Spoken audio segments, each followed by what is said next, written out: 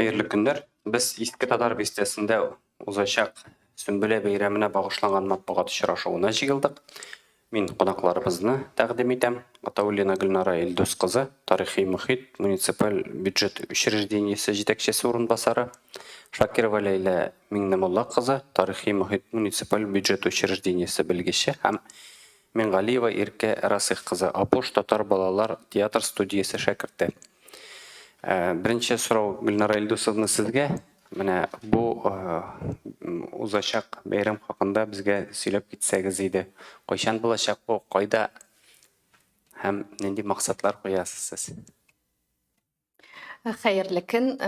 Мин Гөлнара Элдосовна, тарихи мөхит заместитель директора. Безнең мероприятие 30 сентябрь сәгать 1-дә үтәчәк. Сөмбелә бәйрәме.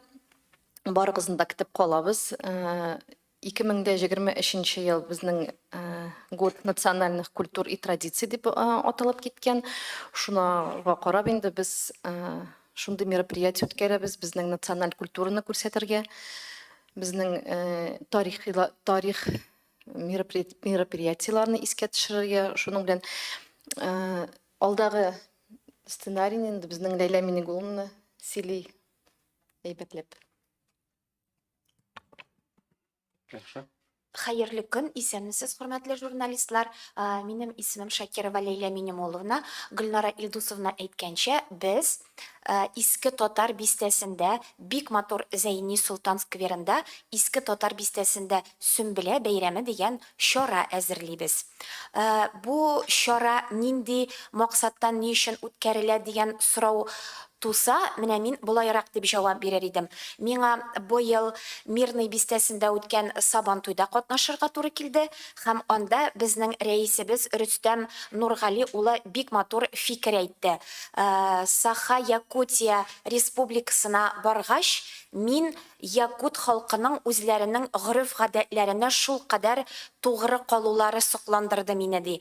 Һәм менә без дә үзебездә үткәрелә торган бәйрәмнәр вакытында шушы гореф-гадәтләрне искә алсын иде дигәнрәк фикер якынча әйтәм инде. Бу минем күңелемә кирип калды, һәм сез бит инде беләсез, Иске Татар бистәсе ул безнең Казаныбыз өчен гаять үзенчәлекле, әһәмиятле урын. Ул безнең Казаныбызның йөрәге, татар халкының теге асылы дип әйтсәк тә була, һәм менә монда нәкъ менә шушындый гореф-гадәтләре без искә алынып, шушындый милли бәйрәмнәр үткәрелергә тиештер дигән ният белән оештырабыз.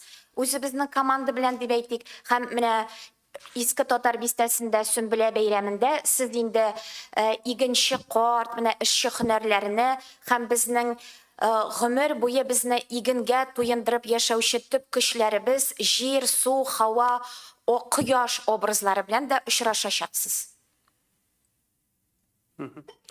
Программа турында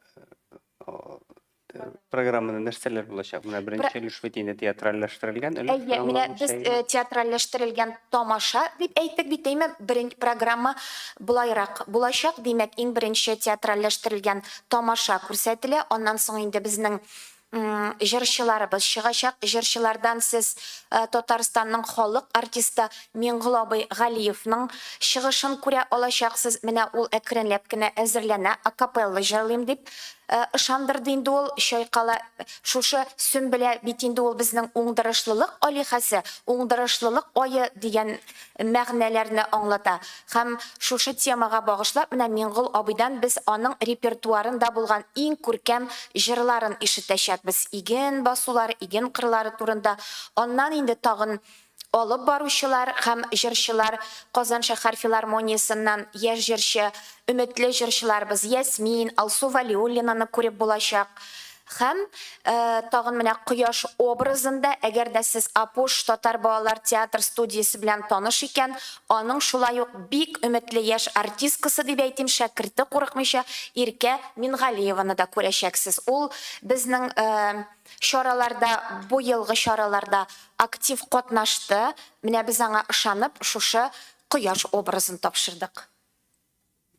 Рахмат, Гөлнара Элдосовна, бу бит инде беренче тапкыр уздырыла. Менә ничек узарга тиеш Сөмбелә дигән сез каян алдыгыз материал, Kim ssenariy yazdı bunu? Менә ничек siz planlaştırdыгыз?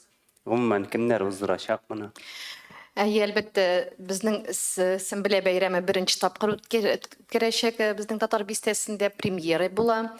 Безнең Ләйлә ул шундый идейный вдохновитель, ул бөтен сценарийны үзе барлаштырып, бергәләшеп инде без шулай ясап, бергә творческий безнең шундый коллектив.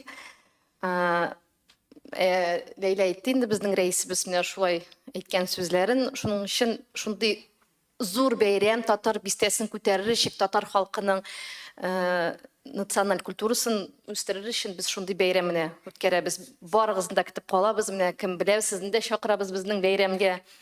Шундый зур бәйрәм үткәрәбез. Рәхмәт. Иркә, siz bu бәйрәмдә нинди роль башкарачаксыз? Өйрәнәсез инде ролегезне? Һәм гомумән сезнең Сөмбелә бәйрәмендә, мәсәлән, мәктәптә бәлки катнашканыгыз бардыр. Бу бәйрәм хакындагы фикерләрегезне ишетәсез килә. Хәерле көннәр. Мин бу Сөмбелә бәйрәмендә кояш ролен башкарачакмын. Һәм минем өчен кояш образы ул ниндидер яшәеш һәм гомумән алганда ниндидер табигатьнең бер үзәге һәм көче. Зур көче. Ул чөнки кояшсыз бернинди иген дә үсми, яңгырлар да яумый, таңнар да сызылмый һәм кояш ул мәңгелек бер шундый Ныктабыз димәйтик, ныктабыз. ныктабыз, ниндидер менә шундый теге һәрбер йөрәктә булган ниндидер ут һәм нурлы бер әйбер дисәк тә булар. Менә бу Сөмбелә бәйрәмендә катнашкан бар идеме мәктәптәге чараларда, мәсәлән? Юк, Сөмбелә бәйрәмендә мин менә беренче тапкыр катнашам һәм оештыручыларга бик зур рәхмәт җиткерәсем килә. Чөнки минем өчен менә шундый чараларда катнашуым татар халкының һәм татар теленең үсешенә һәм бәлки минем яшьтәге балалар, миннән өлкән яшьтәге балалар һәм миннән кечерәк тә булган балалар татар теленә ниндидер мәхәббәт һәм хөрмәт йөзен күрсәтәчәкләр дип уйлыйм. Һәм тагын мөмкин мәскәргә. Менә Иркә, без бу елда август аенда 4 август көнне шушы Зәйни Султан скверында җомга көн кич белән тамашасын оештырдык. Анда безнең Иркә тамаша ахырында кичке уенда шушы катнашты дип әйтик. Татар бию үрнәкләрен сез инде хәрәкәттә бәрәкәт проектын беләсез. Менә шуңа ошатыбрак түгел, үзебезнең җырлар белән бергә биюләр, хәрәкәтле уеннар белән бергә шундый кичке уен оештырдык һәм анда Иркә безнең алып баручыларның берсе иде дип әйтсәк тә була. Бик күңелле чара булды бу. Халык рәхәтләнеп безнең белән җырлап, биеп күңел ачты һәм менә шунда әйтелгән фикерләр әйтәсем килә, бик күңелле булды. Тагын шушындый чаралар оештыра алмассыз микән дип. Һәм менә сер итеп кенә әйтәбез. Бу иске татар бистәсендә Сөмбелә бәйрәменең беренче шушы өлеше тәмамланганнан соң халык соравы буенча дип әйтик, тагын менә бу кичке уй ул вакытта сәгать 3ләрне кичке уен дип әйтеп булмас. Халык белән җырлы әйлән-бәйлән үткәрергә ниятлибез. Анда шулай ук Иркәне дә күрә алачаксыз. Рәхәтләнеп җырлап, биеп, уйнап, көлеп, күңел ачарга рәхим итегез. Рәхмәт. Сораулар бармы? Рәсмә. Менә сорау шундыйрак инде беренче сорау. Менә Сөмбелә бәйрәме бит инде ул безнең татар халкында буңына барлыкка килгән бәйрәм түгел.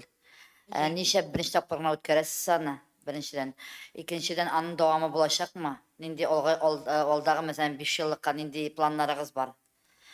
Бу әйбер буенча Сөмбеләгә кагылышлы сорау. Икенче сорау бәйле милли мәдәниятләр һәм гореф-гадәтләр елы белән.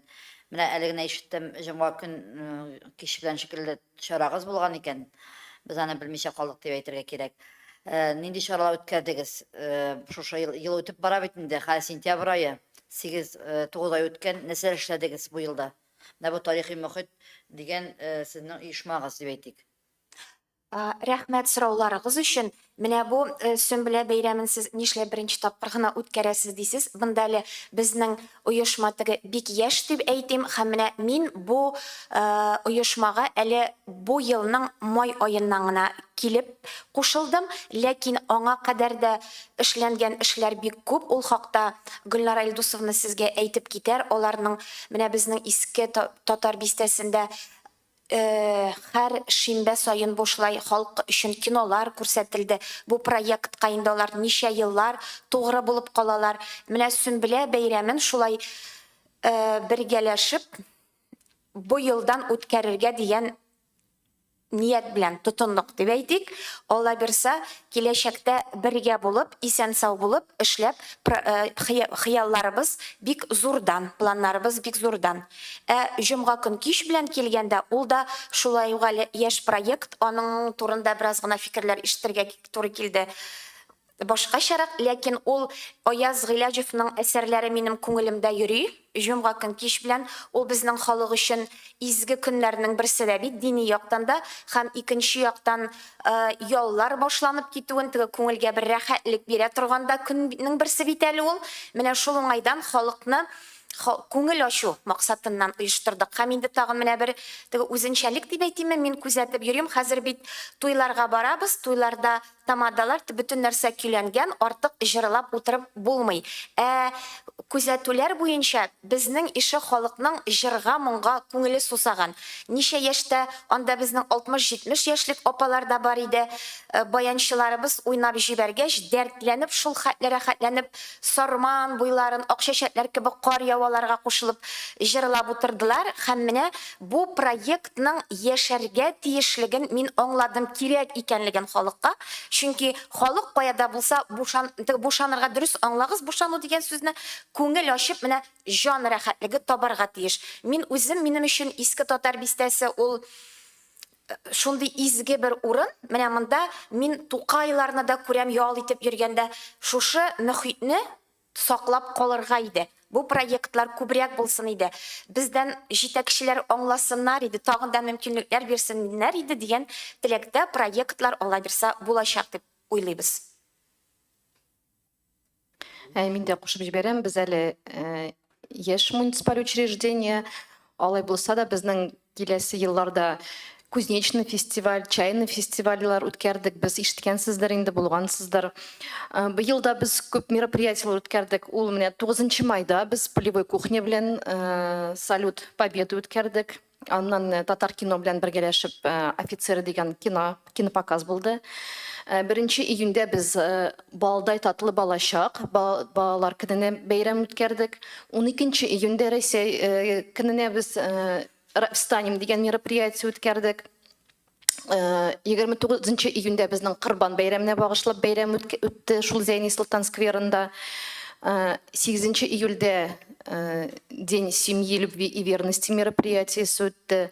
Менә 4 август әйтендә җомга көн кич белән. 1 сентябрьдә без менә Сабан туй үткәрдек балалар белән, салаватиклар төркеме белән. Безнең мероприятиелар бик күп. Безнең Казан мэриясе сайтында да бик күп чыгарышлар булды. Шуның өчен без теге эшләмибез дип әйтмибез. Без муниципаль бюджет учреждениесе безнең күбрәк экскурсияларга тартылган иде. Без күбрәк экскурсияларга татар бистәсендә алып җиридек. Хәзер дә экскурсиялар бар. Менә инде Ләйлә килгәч шундый идейный кеше, без инде аны ишеттек. Бергәләшеп шулай эшли башладык. Алла бирсә, алда да бергәләшеп татар бистәсен күтәрергә, татар халкын, татар телен күтәрергә дип уйлыйбыз инде. Киләчәктә дә узачакмы дип сораган идем. Киләчәктә дә Алла бирсә, шулай инде күбрәк тагын татар культурасын күтәрергә, тагын безнең бит әле андый гына бәйрәм түгел, күп бәйрәмнәр безнең. Аның күбесе онытыла. Үткәрәбез. Онытылмасын өчен менә карап барып, актарып эшләргә дигән бик зур планнарыбыз бар. Башлап ташламагыз инде. Рәхмәт, әйе, плюс. Хәерле көн, Татар-Информ, Грузия Ибрахимова. Менә гомумән Сөмбелә образы ул хәзерге вакытта менә ни дәрәҗәдә аны яшьләр дип әйтгәндә белә дип уйлыйсыз, беләләрме гомумән? Һәм аннан соң менә Иркә ул кояш ролендә бит инде, Сөмбелә ролен гомумән кем уйный, кем күрсәтә? Кызлар, хөрмәтле журналистлар, менә моны әлегә без сер итеп саклыйбыз. Профессиональ артистлар башкарачак. Шулай, менә шулай дип әйтим. Образга килгәндә гомумән аны хәзер Сөмбеләнең кем икәнлеген, нәрсә икәнлеген менә яшьләр, халык гомумән беләме, ничек уйлыйсыз? Менә безнең буын, минем уйлавымча безнең буын белә. Без аның, менә минем өчен, үзем өчен Сөмбелә, ул шундый теге тақия кигән, ул тақия матур яфраклардан табигатыбызның гүзәллеген күрсәтә торган төрле төсләргә байлык, иген кырларыбызны, анда башаклар да булган. Менә шундый образ итеп күз алдына китерәм. Уңдырышлылык алихәсе, мин аны хатын кыз итеп күрәм. Безнең уңыш мөмкинлек биргән, уңыш алырга вакытында яңгыр яудырган. Хәтерлисезме? Менә мин аны хәзер генә, быел гына уйлана башладым әле. Ожаган дип теге яшен соң күктә быел бик көчле булды ул август аенда. Менә анда да быел авылга кайткач күреп алдым бу күренешне, һәм бу Сөмбеләнең бер хикмәте түгел микән дип, бу инде бераз хыялыйрак тайны уйлап алдым. Без бит табигать көчләрен аңлап та бетермибез. Һәм менә моны әдәби мәдәни чараларда матур итеп күрсәтерлек сценарийлар язучыларда булсын дигән теләгем дә бар әле минем. Тагын бер фикерем бар иде, гафу итегез, онытылып киттем. Менә бу соравыгызга тулы җавап бирә алдыммы? Шулайрак. Кушып әйтәм инде, без күрсәтмәсәк, яшьләргә тагын кем күрсәтер дип. Менә бездән шул яшьләр күрсеннәр. Балалар, һәр балалар тоже татар телен оныталар, татар тарихын оныталар. Без шуларга карап инде искә төшерергә балалар онытмасын дип. Яшьләрдән сорыйм, иркә беләйдегез, менә Сөмбелә бәйрәме турында бу чарада катнашырга чакырып алганчы. Сөмбелә бәйрәмен мин менә хәзер искә төшердем. Балалар бакчасында уздырган идек без. Һәр ел сайын балалар бакчасында Сөмбелә бәйрәмен уздырган идек. Һәм менә Ләйлә апа әйткәне кебек, шул Сөмбелә ул ниндидер хатын кыз образы, шундый теге яфраклы бәйләмнәр белән, башында шундый токыялар белән. Һәм дә инде гореф-гадәтләр бетмәскә тиеш дип уйлыйм. Чөнки хәзерге вакытта менә гореф-гадәтләренә һәм йолаларына татар халкының игътибар бик нык арта башлый. Һәм бу бик әйбәт күренеш дип уйлыйм. Шуңа күрә яшүсмерләр һәм дә инде безнең нәни үсеп бара торган буыннар да гореф-гадәтләрен белеп, өйрәнеп үсәргә тиеш дип уйлыйм. Менә тагын иркәгә кушылып, бу бит инде безнең хәзерге көнебез. Карыйсың, мәктәп укучыларының күбесендә һаман да шул кулында телефон, ул татар телендә дә, хәтта рус телендә дә әле безнең гореф-гадәтләрне, йолаларны карыйлар дип уйламыйм мин. Менә күбрәк шушы Апуш кебек татар балалар театр студияләре булса, Шаян, менә безнең тарихи мөхит тарафыннан оештырыла торган шушындый милли чараларыбызны, әти-әниләр кирәклеген аңлап, балалар белән бергә йөреп, менә шушы культураны гаиләдә үк кертә алсак, әйбәт булыр иде. Һәм менә сөенеп әйтә алам, чынлап та бу соңгы 1-2-3 елда гына микән Казаныбызда бит туган телебезгә, татар телебезгә карата хөрмәт артты. Һәм менә җәй көннәрендә дә бик сөенечле хәл, урамнарда, скверларда чаралар бит бик күп үтә. Эшләнә дип уйлыйм мин. Менә без дә шуларга тугры калып, эшләргә тырышабыз. Шулардан көч алып, рух алып, менә шулай. Рәхмәт. Сораулар бармы? Булай менә күпме кеше җыелыр килер дип уйлыйсыз? Ул инде мәсәлән сезнең башка узган чаралардан чыгып та ниндидер бер статистика бармы? Халык күпме кеше йөри менә чараларыгызга? Бу сорау минем өчен бераз авыррак. Әле бу бит хәзер менә һава торышыннан да бәйле. Җәйге менә соңгы җомга көн кич белән чарасында бер Гөлнар Элдусовна бер 200ләп кеше булгандыр, әйме? Бәлки күбрәк җыяларбыз дип уйлыйм. Күбрәк халык килер. Менә без дә бит инде бушка гына килмәдек монда сезнең аша татар бистәсен күтәрер өчен Зәйни сквер Султанында күп халык белеп бетермәне. Казан халкы да татар бистәсен белеп бетерми. Менә шуның өчен бу чарада без инде сезнең аша кеше ишетер, күрер дип менә әйтәм бит үзем дә бер иш вакытны әйтәм килегез безнең татар кая ул дип Казан халкы сорый, кая ул татар бистәсе дип. Күп халык белми аны.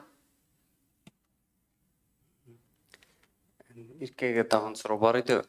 Үзегез белән таныштырып әйтсәгез иде. Кайда укыйсыз, татар телен каян шулай яхшы итеп өйрәндегез? Гореф-гадәтләрне каян беләсез? Мин икенче татар гимназиясендә укыйм, Шихабетдин исемен йөрткән икенче татар гимназиясендә. Ул гимназиядә без шур татарча өйрәнәбез. Барлык фәннәребез дә татар телендә бара, рус теле белән рус әдәбиятыннан тыш. Шулай ук менә күптән түгел Апош балалар татар театр студиясе ачылды. Шуңа да кастинг күзеп йөри башладым. Шунда да татар телем камилләштерелде дип уйлыйм һәм татар теленә ниндидер мәхәббәт артты һәм татар телен үстерү һәм киләчәк буыннарга да җиткерү мөмкинчелеге ачылганга мин бик зур рәхмәт җиткерәсем килә. Һәм дә инде Булай гореф-гадәтләр алар мәңге калырга тиеш һәм киләчәк буыныбыз, гомумән алганда яшьләр, күбрәк гореф-гадәтләргә ниндидер йогынты ясап, аларны белеп, үсеп һәм күреп, өйрәнеп яшәргә тиеш дип уйлыйм. Чөнки гореф-гадәтләр алар бит татар телен саклау өчен, татар телен саклау өчен оештырыла дип уйлыйм. Гомумән ниндидер гореф-гадәтләрдә бит инде бәйрәмнәрдә, йолаларда балалар да, олылар да бергә катнаша һәм бу ниндидер гаиләләр арасында бердәмлек, үзенә карата ниндидер тәртип һәм толерантлык гаиләсе буларак ниндидер шундый йогынты ясый һәм бу һичшиксез зур күренеш һәм минем өчен бу бик зур дәрәҗәле шундый татар телен үстерү гомумән алганда бик кирәк дип уйлыйм. Чөнки татар теле юкка чыга башлый һәм бу бик начар күренеш дип әйтсәк тә була. Чөнки татар телен үстерергә кирәк, татар телен дәвам иттерергә кирәк һәм аны беркайчан да онытмаска кирәк дип уйлыйм. Ничәнче класстан? 9-нчы класста. Рахмәт. Рәхмәт. Рәхмәт. Сораулар бармы тагын? Төп кенә инде мәктәп дигәч, мәктәп балаларын чакыру күзәтелми бу чарага, менә мәгариф учреждениесендә ничек эшлисез? Чөнки барбер дә бик кызыклы, балалар өчен дә кызык бар иде бу. Сез кунак буларак дисезме? Менә тәкъдимегез өчен бик зур рәхмәт. Моны уйлап бетерергә кирәк. Булай без чаралар үткән вакытта безнең оешма һәрвакыт ике телдә, рус телендә һәм татар телендә рәсми хатлар язып, һәрбер мәктәпкә хат җибәрә, хат юллый. Хатларыбыз ике телдә языла. Менә җомга көн кич белән түгел, 1 июнь көнне балаларга кызыграк булган, 1 июнь көнне балдай татлы балачак тамашасы бик матур бәйрәм оештырылды. Әлеге дә баягы шушы менә Апош, Шаян балалары белән, образлар белән бик матур. Анда без хатлар җибәрдек мәктәпләргә, барлык мәктәпләргә дә һәм менә 1 сентябрь белем бәйрәме көне уңаеннан Салаватик иҗат төркеме белән бик зур концерт оештырылды. Һәрбер мәктәптә хат алды. Монсы инде аларның үзләренең әле хәттәки шалтыратып та белешәбез, алдыгызмы хатлар дип. Аларның инде үзегез беләсез эшләре бик тыгыз. Теге шуның кадәр бала килә, моның кадәр бала килә дип информация сорамагыз гына диләр алар. Ләкин без көчебездән килгәннең барысын да эшләп шалтыратабыз, белешәбез. Аңлашыла инде, ирекле белдерү рәвешендә мәктәпләрендә сайтлар, WhatsApp-лар бар бит инде. Менә андый хәбәрләр килми безгә. Мәктәпләргә, мәктәп группаларына, төркемнәренә. Сез мәктәп белән бәйлеме? Әлбәттә. Менә мин әле ничә мәктәпкә шалтыраттым. Шалтыратабыз урынбасар мәдәни чаралар буенча директор урынбасарыны яки сәркатипләр ала. Менә август айында бу эш белән үзем шөгыльләндем. Укытучыларга зинһар җиткерегез дидем. Әйтәм бит, менә монсы аларның вөҗданында кала инде. Чөнки без мәктәпкә килеп, мәктәп сайтын кирип тикшереп йөрү хукукыбыз юк. Булай юллыйбыз. телефон номерларыгызны бирсәгез, шәхсән үзегезгә үк юл ялам. Кызыксынуыгыз өчен рәхмәт. Рәхмәт. Һәм сез менә сценаристлар юк дип әйттегез, әйме? Нигә юк икән ул? Сез теге кайда булырга тиеш ул сценарийлар менә сезнең күз алдыгыз буенча? Яки менә язучылар алынмыймы? Кем алына? Журналистлар яза алмыйдыр инде. Журналистлар да яза ала инде, билгеләй. Менә сез кайда ничек булырга тиеш дип уйлыйсыз, дөресе? Менә бу хәзер дөрес мин уйлаган фикерне генә әйтәм. Моңа кадәр мин тәрҗемәчелек һөнәре белән шөгыльләндем. Менә хәзер оешмага килеп бик яратып шушы эшне башкарам. Кайда гына булсак та, менә нәрсә дип әйтим икән, бер 5-6 кешедән тупланган шундый берәр оешма булса иде ул менә. Кай вакытта бит киңәшләшергә кеше кирәк. Менә дөрес булыр микән? Чөнки бит хәзер менә бу чараны да журналистлар белән кунаклар чакырылган. Без эшләүчеләр бу сценарий өстендә 4 кеше, Гөлнара Илдусовна, мин, безнең тагын 2 белгечебез инде. Менә профессиональ шундый бер оешма булган очракта киңәшләшеп, фикерең белән уртаклашырга җайлырак булыр иде. Сценарийлар яза торган бит һөнәр иясе дә юк. Бармы режиссер кем дип атала ул?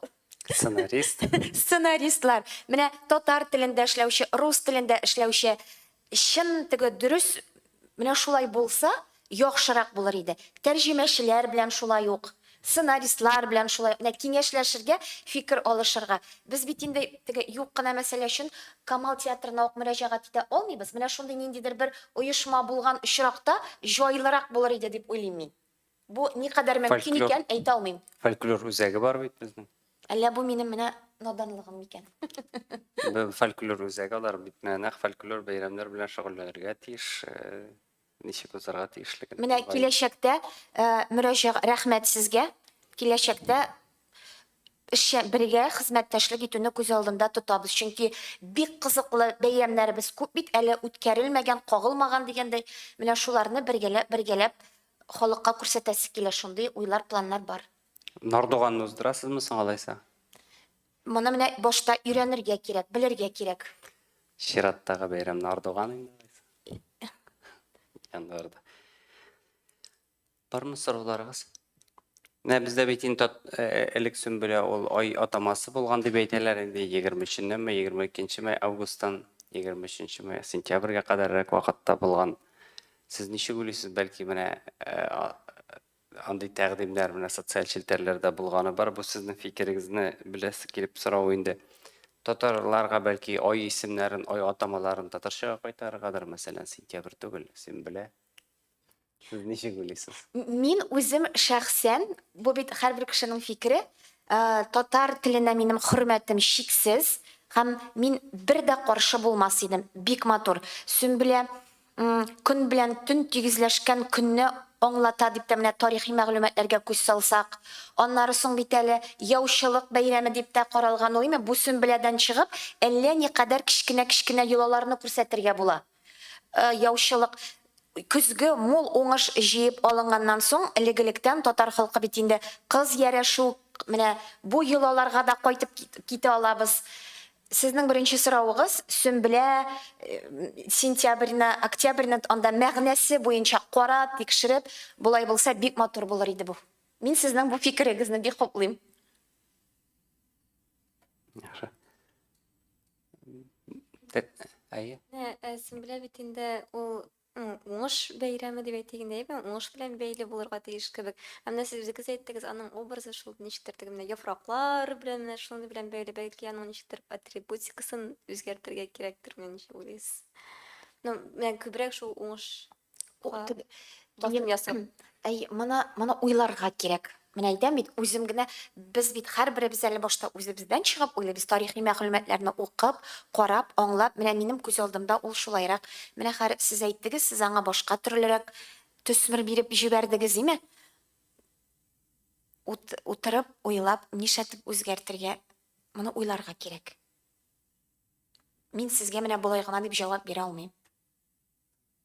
Біздің ол бәйрәмдә мен әйтеп үтәм инде, төрле образлар була, һава образы, җир образы, су образы. Менә бит инде ул уңышлык каян килә? Кояш булмаса, безнең уңышлык булмый, суда булмаса, шундый образ инде ул менә җыелган образ ул. Син белән менә шулай. Кояш булмаса, безнең бер нәрсә булмый дигән шикелле.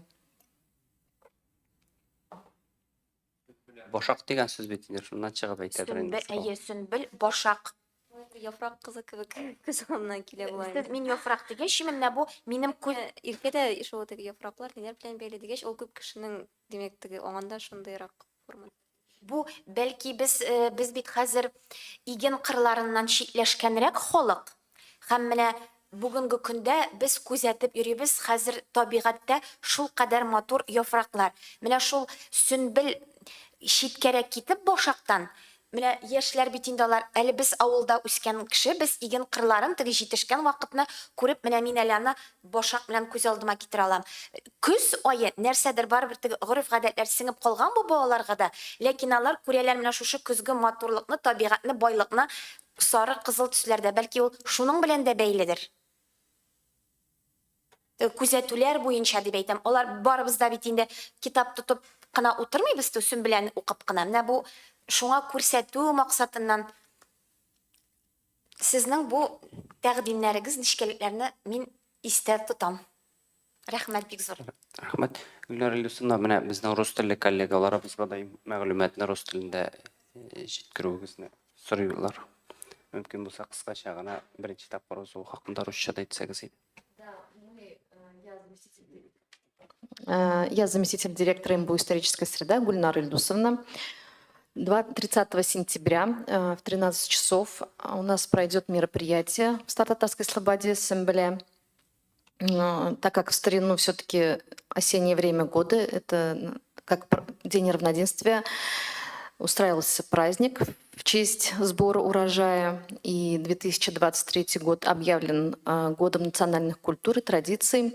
Понимая всю эту суть, мы вот решили провести такой праздник для нашего народа, чтобы наш татарский народ не забывал татарские традиции, татарскую культуру. Наше учреждение как продвигает Стар-Татарскую слободу, и всех приглашаем на это мероприятие. Наше учреждение также проводит экскурсии по Стар-Татарской слободе и по историческим центрам нашего города, нашей республики. Вот, на нашем мероприятии будут задействованы такие артисты, как Ясмин, Алсу Валиуллина, это артисты Казанской филармонии, народный артист Татарстана Мингул Галиев. Также вот у нас Ирке будет представительница Апуша. Также у нас будут знаменитые артисты, это остается в секрете, поэтому всех ждем, всех приглашаем, также вас провести наше мероприятие вместе с нами. Вот в этом году нашим мероприятием были проведены очень много праздников. Это и 9 мая, и 1 июня, и 29 июня Курбан-Байрам совместно с мечетью Апанаевской было проведено. День российского кино. 1 сентября День знаний у нас был проведен. Поэтому мы молодое учреждение, но мы стараемся не забывать нашу культуру. Не только татарскую культуру, но и русскую культуру тоже поддерживаем. Вот как бы так вкратце. Спасибо. Рахмат. Журналистларга әйтер фикерләрегез, теләкләрегез калмадымы? Да, мы надеемся на наше тесное сотрудничество с журналистами, потому что Стар-Татарскую слободу не все знают, даже не только приезжие, даже коренные жители, ну, молодые в основном, не знают даже, где находится Стар-Татарская слобода, где находится улица пешеходная Каюма-Насыри, то есть у всех на слуху это улица Баумана, а такая историческая улица, как Каюма-Насыри, она многим даже не знакома, где находятся древние мечети, самые старые мечети города Казани, это мечеть Марджани, Апанаевская мечеть. Поэтому благодаря, может, нашему приходу сюда жители, гости, молодежь города, республики узнают и будут больше тянуться, и поэтому вот узнавать нашу историю, культуру через нас. Спасибо. Рахмат. Сіздің айтар сөздігіңіз жоқ ма? Микрофон. Киләчәктә дә сезнең белән бергә хезмәттәшлек итәргә язсын, хөрмәтле журналистлар, бергә Казаныбызның тагын бер кат әйтәм, бик матур тарихи үзәге, йөрәге булган иске татар бистәсен без бергәләп халык арасында популярлаштырырга тиеш. Ул мәңгелек бистә. Әйтерсез. Татар телен һәм ана телен үстерү өчен сезне дә ничектер менә чакырабыз. Хәзер ничектер менә яшьләр дә, балалар да, олылар да татар телен үстерүдә ярдәм итә алалар. Һәм күбрәк татар телендә сөйләшеп, уйлап, фикерләп һәм ничектер шундый чараларда катнашып, алар татар теленә ниндидер йогынты һәм дәвамчылары булып барачаклар дип уйлыйм. Рәхмәт, төгәллибез. Матбугат конференциясын барыгызга да зур рәхмәт. Рәхмәт.